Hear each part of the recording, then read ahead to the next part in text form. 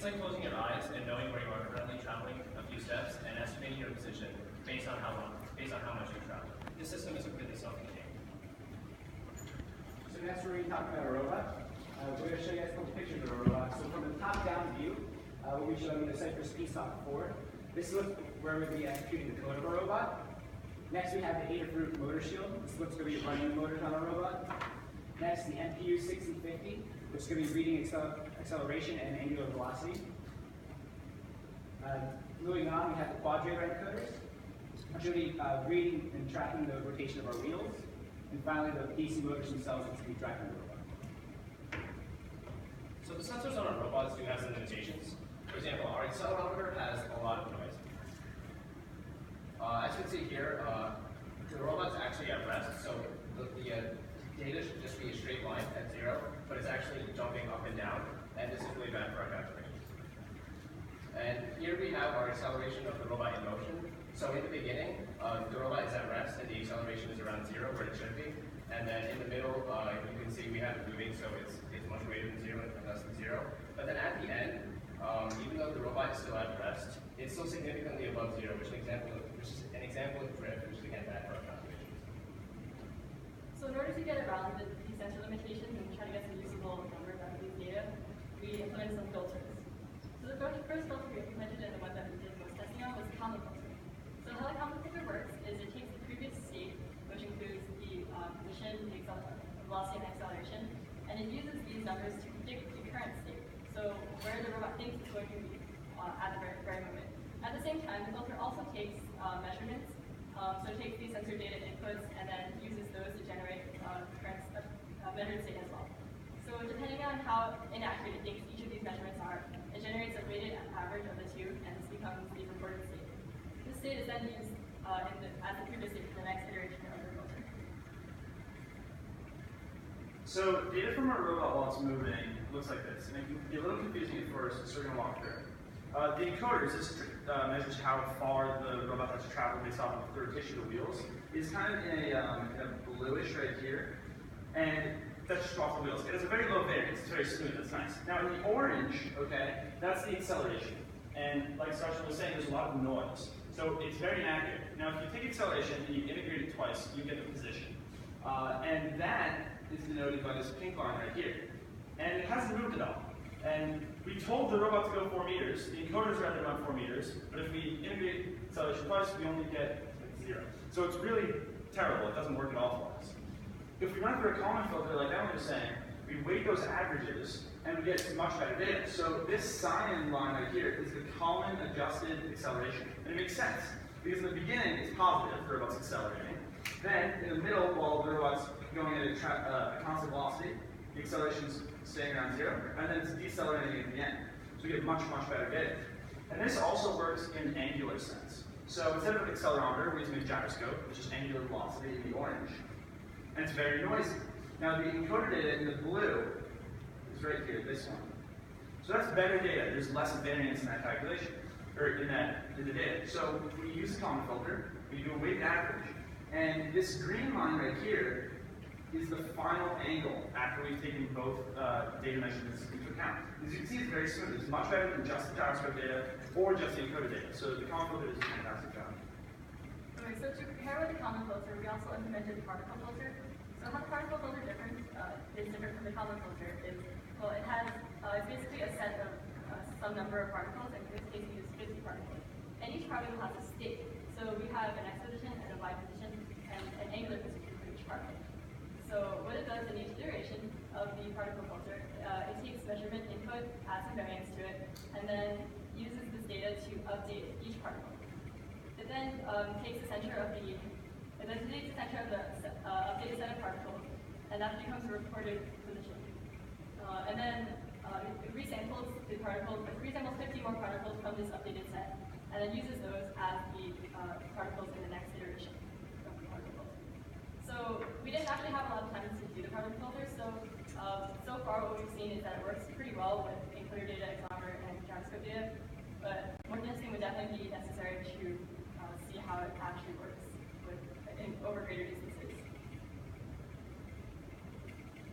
So what we do with this filter data is that we want to use it so that we can have a robot accurately navigate. Now the motors that we have in our robot are standard DC motors. DC motors are very simple. You just give them direction and turn orders. You tell them, okay, I want you to turn with this much power and I want you to run for this many seconds.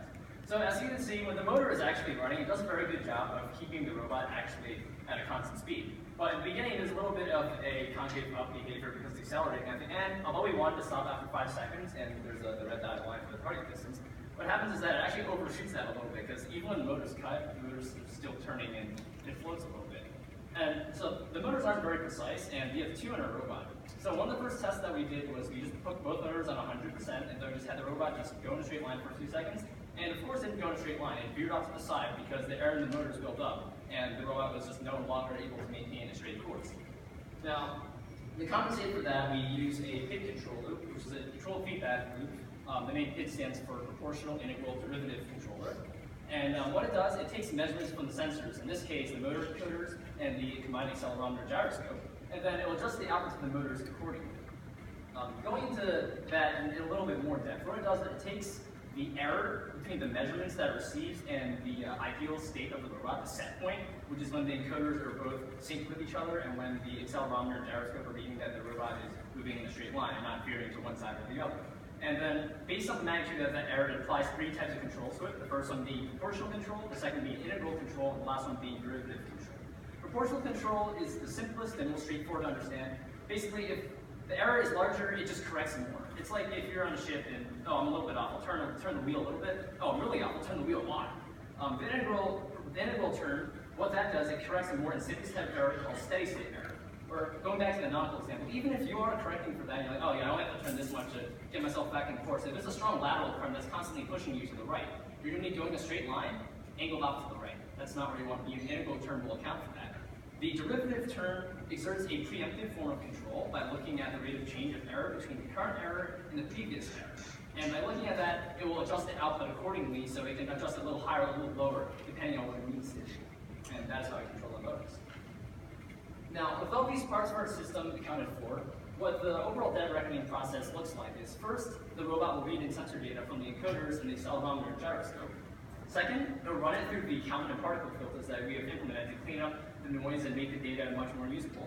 And then this data will be sent to the PID controller, which will then determine how much power should be sent to the left and right motors to keep the robot going on the path that it's supposed to be going. However, although this is the ideal situation. In our situation, we had to work with the sensors a little bit to get them to work correctly. And to talk about that, we have to go into microcontrollers. So we're going to take a step back, talk a little bit about how the software runs on our robot. So this is an Arduino Uno.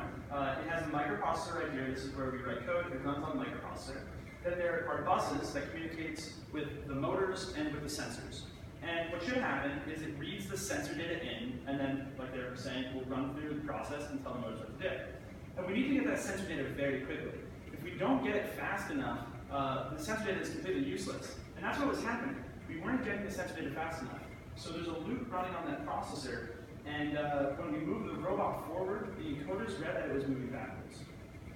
That's really bad. We can't do anything with that data. And what we found out is that we need to use interrupt pins to get the data very fast. And the Arduino only has 2 interrupt pins, but we need 5. We need 2 for each encoder and 1 for the MPU6050. That's our acceleration gyroscope device. So we can't get data fast enough. What interrupt pins actually do is they'll stop what's happening on the main processor. They'll stop the software in order to read the data. So it basically sets it at a very high priority, and thus it can read in the data very quickly. So we went on to the Cypress microcontroller, and this also has a microprocessor on it, the PSOC4, and it has a second microprocessor, the PSOC5, which is used for debugging as well. And it has a ton of buses, just like the Arduino. But this is 32 interrupt pins. So we can easily, we only need 5, right? So we can easily run the encoders and the MP6050 on interrupts. So they will run as fast as they can. They will stop the code if it's running on the processor in order to read in that sensor data. And that's exactly what we want. And the Cypress is also a fantastic device because it has programmable hardware. That's what PSOC is, programmable system on chip. And so we can run clocks, we can do a PWM, pulse width modulation, that's how we control the motor speeds.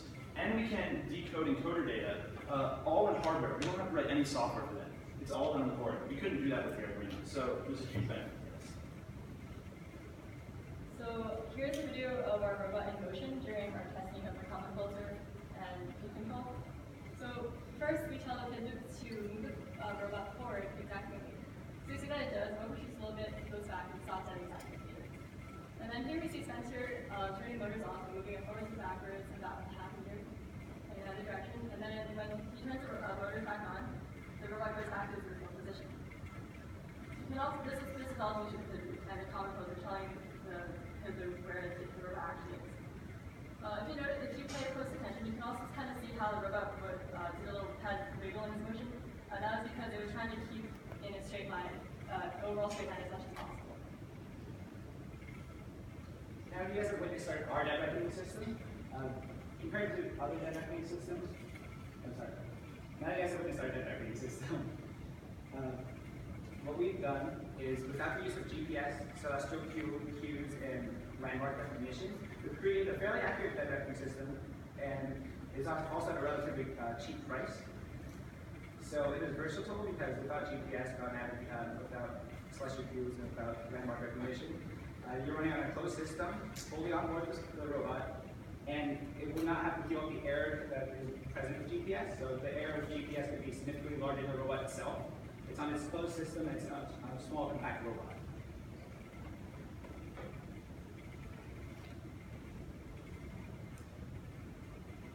We'd like to thank the following people for their help in our project. Our mentors, Rupesh Chinta and Matt Tantoy, they were there every day for us, helping us with our code and all our issues. Our RCA, Anthony Yang, for guiding us and looking over our paper. And also Dean Antoine and Dean Rosen for supporting our program. We'd also like to thank our sponsors, Rutgers State University of New Jersey, Rutgers School of Engineering, Lockheed Martin, South Jersey Industries, and Princeton. We also like to thank people for the resources, Jeff Roberts, I2C Device Library, Simon Levy's Tiny Ant Library, Data Crew Industries, and Cypress Center. So that'll be all for now. Thank you for listening to the presentation and other questions.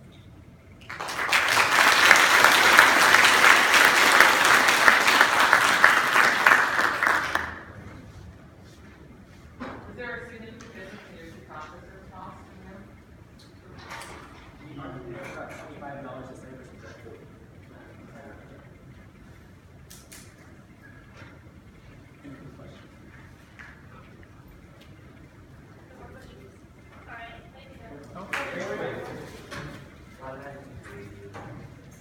Language. The Cypress runs C, but the Arduino is C++. So right now we're using C. So can this use in robotic tracking?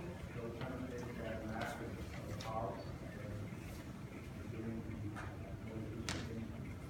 Yeah, so one thing we were thinking of is just had nowhere close enough time to SLAM, which is simultaneous localization and mapping. And with that, with the dead reckoning, we could actually put it into a house that we've never been in before. And with ultrasonic sensors, it can map out the entire house and give you like a live blueprint. So yeah, there's a lot of uses. Because dead reckoning can be pretty precise for a small robot. And those uses can be applied to the extreme. So let's say there's a fire in a building, you can have the robot go in first before the firefighters put the materials in. what is the ESOP used for and what is it used for? So the Arduino was the old microcontroller, which didn't have enough interrupt pins, and it was slow. And then the PSOC, the Cypress or Redboard, is new. So we're not using Arduino anymore. We use just the Cypress, and that's where our code runs, that's where the sensors connect to, it's all in there.